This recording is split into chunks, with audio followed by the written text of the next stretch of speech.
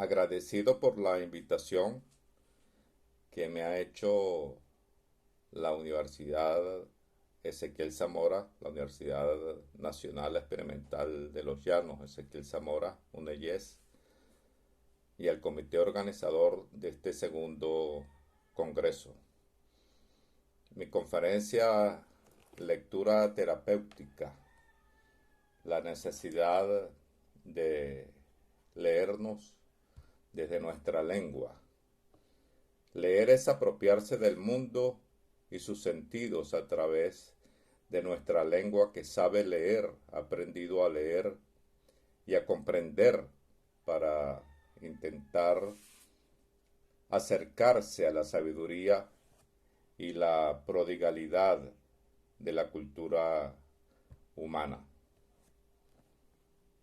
Leer es comprender cómo somos dichos desde los signos y bloquear la desmesura de los laboratorios mundiales y locales, grandes y pequeños laboratorios que quieren imponer su cultura superficial, una cultura de la superficie. Leer es deshojar uno de los poderes fundamentales del ser humano simbólico, el poder decir, el poder usar una lengua. Los discursos nos rodean, nos tragan, nos salvan, nos asedian, nos asesinan. Quiero saber quién eres y termino leyendo tus mapas culturales y por ende semióticos, generadores en tal grado de significancia de tus capacidades de sentido plural. Entonces, en esta ordimbre del texto plural, ningún signo, ningún texto, ningún discurso puede agotar las posibilidades del sentido, lo polisémico. El texto no es único, ni sagrado, ni total. Se abre a las transformaciones de la conciencia sobre el cuerpo personal y social. Se plantea como método entonces una semiótica terapéutica, ser capaces de generar y comprender lo curativo, lo medicinal, y esta semiótica concibe al signo no solo en su generación, sino que intenta conducirlo al bien de una alteridad desde una mismidad comprensiva. Esta alteridad va desde el sentido más vil y trágico hasta lo exaltadamente sublime de lo humano y de lo divino. Conocemos al ser imaginado en el abanico de sus posibilidades, lo que podemos llamar producción de la imaginación o imaginación productiva. Leer e interpretar el arte, por ejemplo, es conocer el fondo posible de lo humano que mueve pequeñas y grandes acciones, sustentadas en la capacidad o maestría de alguien para mostrarnos el mundo desde el tapiz o tejido plural de lo imaginado. Esta capacidad de leer y ser leído abre la unción terapéutica de la lectura. La lectura, entonces, es un antídoto para curar la incomunicación y el desconocimiento. El mundo se va revelando en sus diversas dimensiones, contradicciones y contracciones. Leer es acercarse al distinto de esta semiótica terapéutica sin herirlo. Simplemente es conocerlo, rozarlo, tocarlo, seguir sus rastros y quizás anticiparnos a sus movimientos cuando ya sabemos lo suficiente o sorprendernos por sus actos explosivos e ilógicos. Cuando se aniquila o se juzga es porque el lector ha asumido un poder. La historia de este poder, que tiene que ver con la historia de la humanidad, reside en la realidad humana. Un poder diversificado, fragmentado o concentrado. En este aspecto se convierte en un sentido, en una condición antiterapéutica. El poder para aniquilar, ciertamente, para aniquilar al otro. Nos conducimos a un espacio semiótico donde se introduce un elemento obligatorio. Éticamente hablando, éticamente obligatorio, no es una opción. En esta relación es la necesidad de producir el bien y la curación del otro desde una comprensiva de la semiótica de la alteridad para curarnos, para curarme entre nosotros, pero también de la emergencia de la curación humana y planetaria. Es un perogrullo decir que el planeta, que la condición humana, que la existencia humana, la existencia misma terrícola está en riesgo. De allí que la condición optativa de hacer el bien es la base de la condición imperativa de esta emergencia, que la debemos convertir en nuestra emergencia, en mi emergencia, me la apropio y la llevo a la intimidad. El mundo se convierte en mi mundo. Hay una apropiación para el bien, una apropiación ética desde mi lengua. Mi lengua es para decir esta apropiación y esta obligación de la necesidad obligante de esta emergencia que debo convertir en mi emergencia. Por eso leer es encontrar al otro en la lectura. Es descubrirlo para amarlo en la comprensión. Esto sería una especie de lectura amante, de lectura amorosa, no poderosa. Ya sabemos que el poder no ama. El poder solo quiere poseer sin dejarse poseer. El otro en el arte ha sido poseído, pero amorosamente. Está allí para ser comprendido, no prendido, no apresado para la totalidad, sino liberado para lo que podemos llamar la polisemidad, lo polisémico, lo plural, lo diverso, lo conviviente, y podemos vivir en esta diferencia, en esta convivencia. Recordemos aquí al bueno de Roland Barthes, cuando dice que todo significa sin cesar y varias veces, pero sin delegación en un discurso, en un gran conjunto final, en una escritura última. Como digo en otra parte, la noche del ojo no tiene páginas finales. La escritura última o la lectura última se profetiza como la verdad total, la unicidad. Esto es lo que es, esta es la verdad. Es una maldición, es el predominio de una sacralidad, la serpiente mordiéndose su propia cola, pero exterminándose, imponiéndose a sí misma. Al principio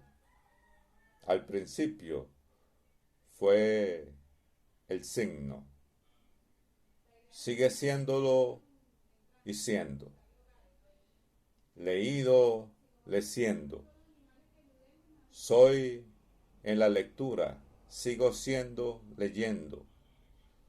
Convencionales y figurativos, los signos siguen siendo el mundo.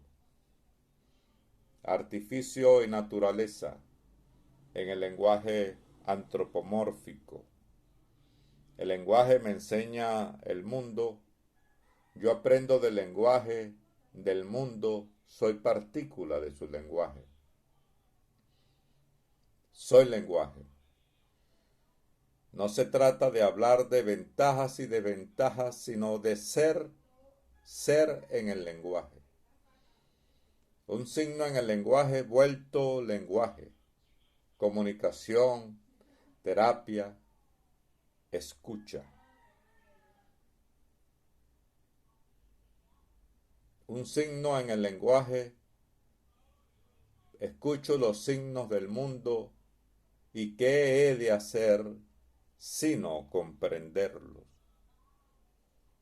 El tiempo de la comprensión es escuchar escuchándome y escuchando al mundo.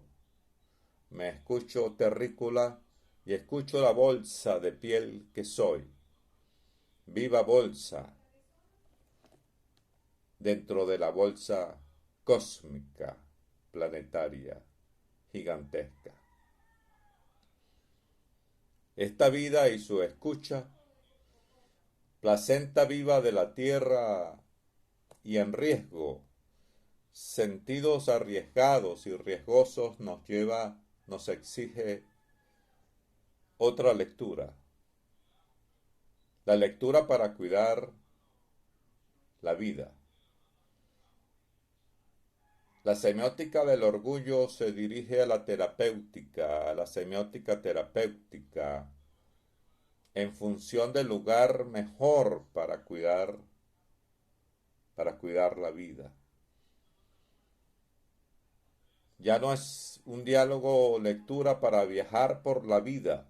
Ya no es solo eso, sino también para ser responsables y cuidadosos.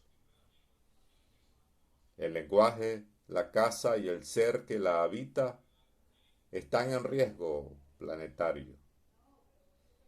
Tal situación exige una relación medicinal, un remedio semiótico. Debemos revivir lo medicinal de la cual hablaban los incas, el país medicinal del que hablaban. Diríamos ahora el planeta medicinal, la casa medicinal, el lugar medicinal, terapéutico, desde un lenguaje igualmente terapéutico. Leído, leyendo, terapiando. Aparece un poder ético desde la semiótica. Poder curársenos. Poder ético que nos libera terapiando en el otro, semiótica de la alteridad. Poder siendo en el otro lo que comprendo que soy, de diferente frente al otro que no soy. Una relación terapéutica de curación medicinal, ni de lástima ni caritativa, sino de cara a cara, cuerpo a cuerpo, sujetos que comprenden sus alteridades para un nosotros planetario.